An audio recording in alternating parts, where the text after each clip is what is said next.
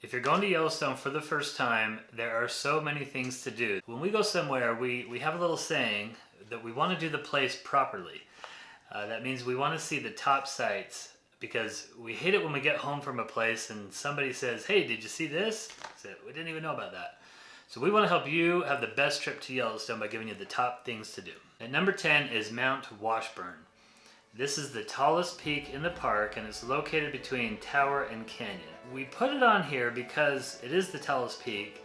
Yellowstone's kind of funny because it's in the Rocky Mountains, but really it's a volcano. The whole park is a gigantic volcano, so you actually don't feel like you're in the Rockies all the time. But the Mount Washburn area is the one area that you really are. Number 9, NORRIS Geyser Basin. NORRIS is the biggest geyser basin in Yellowstone Park. It also has the hottest springs and geysers, like temperature-wise, and a lot of diversity and a lot of colors. Some of the drawbacks to NORRIS is that the parking lot's fairly small, so it can be difficult to find a parking spot, and because it's so big, it requires a lot of walking. Now, I think NORRIS could be much higher on this list. In my opinion, numbers 4 through 9 on our list are all very similar, or very close to being equal, but they're very different from each other, so it's kind of hard to rank them. But I think NORRIS is one of the most unusual places in the world. It's just like, they call it the porcelain basin, one of the walks, and it's just this desolate wasteland. I think it's amazing. Could be much higher. But I put it at number 9 because there are 3 other geyser basins there that I like better. And I kind of think of it as like you're really hungry and you see a chocolate chip cookie and it's delicious and you eat it. But by the 5th or 6th chocolate chip cookie, they're not as appealing. And that's how I feel about NORRIS. Like, geysers are incredible, but after I've seen the other 3 attractions, I'm kind of done seeing geysers. And so that leads me to the next one, number 8, because it is a geyser basin, and that is West Thumb. West Thumb is at the bottom of the park on the lower loop, and it's a small geyser basin, but the cool thing about it is it's right along Yellowstone Lake, so you're kind of getting a 2-for-1 special. You're getting to see 2 cool things, geysers and the amazing Yellowstone Lake. A lot of people don't go there to hang out at the lake, but getting to see it is a major bonus, and some of the geysers are actually in the lake. Yeah, the interesting thing about West Thumb is it's a volcano within a volcano. So Yellowstone is basically one big volcano, but then West Thumb area is a smaller volcano that erupted more recently than the large one did. Crazy area, and very cool. Okay, number 7 is the city of Mammoth, and we rank this on the top 10 because of all the different things there are to do there in Mammoth. So it has the travertine terraces, which are like cascading hot springs coming down the side of the hill. There are a lot of elk that just frequent the city and hang out. You could be eating a picnic and the elk are right around you. There's the boiling river that you can soak in, and there's the Roosevelt Arch that's nearby as well. What else is there in Mammoth? There's Fort Yellowstone. The park headquarters are in Mammoth. And if you go outside of the park into Gardner, there's the hot springs that you can actually go sit in. And to go along with those Mammoth terraces, a writer for Yellowstone Parks described it as an inside-out cave, which I think is perfect. It's kind of what it looks like. Yeah. And you know, this is all in the eye of the beholder. I know the Shoss family loves Mammoth. I kind of think that those terraces, well, I know they're a little past their heyday. You know, Yellowstone's constantly moving because of just the heat underneath the earth, and it's moved a little bit so that it doesn't have the water coming up and out like it used to.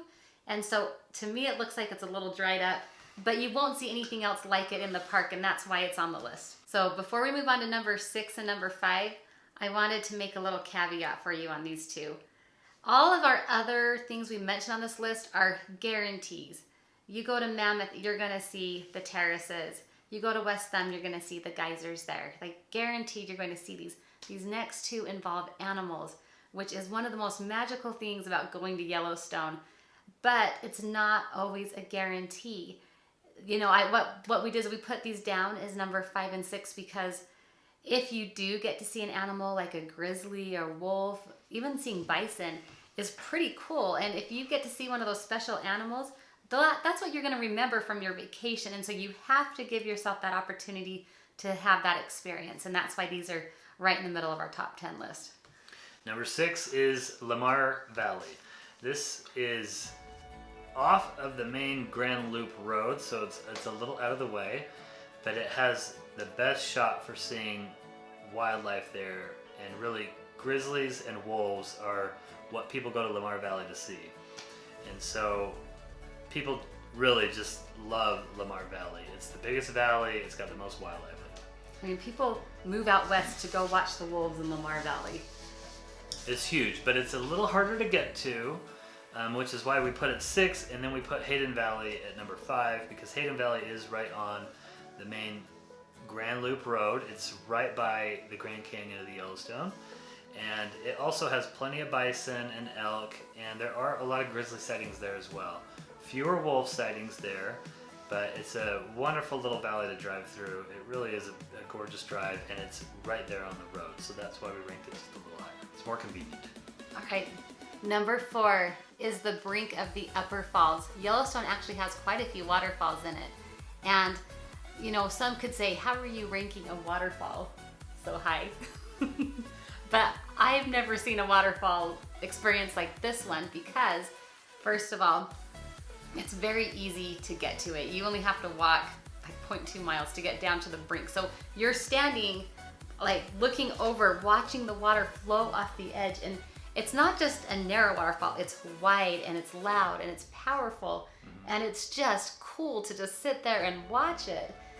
I've never been able to see a waterfall anywhere else like that. The only place I can even sort of compare it to is Niagara Falls, and even there the way you see it is different. I mean, it's not as big as Niagara Falls, but just like feeling the power of the waterfall, I felt was similar. Yeah, everybody we know loves this place. All of our family members, this is one of the stops we always make. And again, it is really convenient stop, and so that boosts its rating for sure. And it's really like a 30-minute stop. It does not take that long to go see it. Okay, now we get to our top 3, and we feel like these 3 are definitely distinct from the rest of them. These are the top 3. You could maybe put them in just about any order, but we have chosen to go with number 3, the Grand Prismatic Spring. So this is located in the Midway Geyser Basin, and this is a huge hot spring. It is the 3rd largest hot spring in the world. It's over 120 feet deep, 300 feet wide, so it's like the length, or yeah 300 feet, so it's the length of a football field and the width of a football field. And then it's circled by these kind of rainbow colors, which is how it gets its name, prismatic, the colors of the prism. And there's 2 ways to see it: from next to it on the boardwalk, and then you can do a hike to see it from above. It'll probably take you maybe 2 hours if you do both things, but we recommend doing both things. The boardwalk is cool, and there's other springs to see along that boardwalk, but the hike is like what makes it really come to life, because you can actually see the entire thing at one time and how big it is. Number 2 is the Old Faithful Geyser Basin. This is an incredible site. I know you've already heard of it, but a couple things you need to know about it is that there's way more there than just the Old Faithful Geyser that goes off every hour and a half.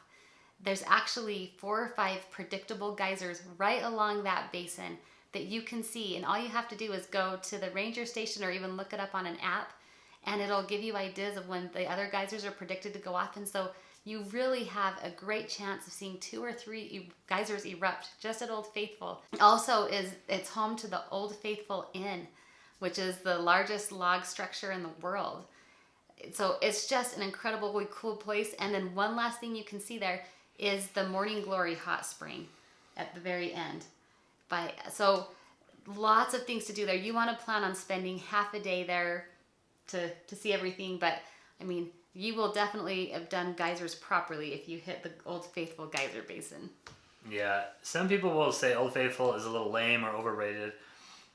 To me, not at all. So this is, when you go there, people gather around, a huge crowd gathers around, and after it goes off, people clap and cheer. It's like a show. It's like nature putting on a show for you. So yes, I know it's been around a long time and everybody is aware of Old Faithful, but I still think it's super cool. If you have not been there, there's a reason why we put it at number 2. It's one of the top things you need to see. Okay, before we give our very favorite site here, our number 1 site in the top 10, we want to just let you know that we have many other videos on YouTube here that will help you plan your trip to Yellowstone. We really have put a lot of thought into it. We've been going to Yellowstone for over 30 years, each of us, and it's just a place that we really love a lot. We've also prepared some guides for you to get the most out of your trip to Yellowstone. You can visit our site at we'reintherockies.com. We'll put a link in the description, and you can check it out. Please, we really do want you to have the best trip possible. One of the guides last year in our videos said he went to Yellowstone, it was so crowded, he just had a miserable time. And I thought, dang it, I wish he would have had our guide to go on to lead him through the park, because he would have had a much better time. So you really do want to make the most of your trip. You're spending a lot of money to get there, so you really want to have a game plan as you go. Okay, number 1 is the Grand Canyon of the Yellowstone.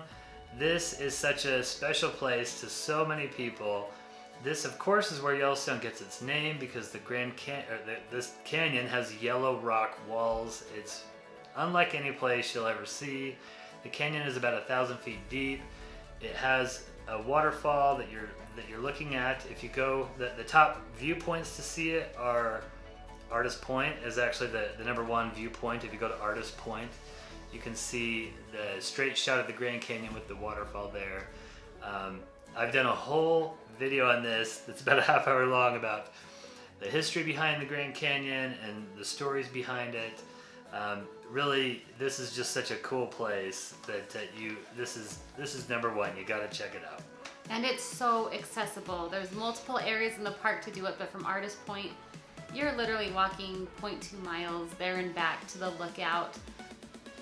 Just very easy, simple to see, and even though we do go to Yellowstone almost yearly, we always go see this because we love it so much. So there you have it. Those are our top 10 picks to see, or to be able to say that you have done Yellowstone properly. Thank you for watching, and safe travels.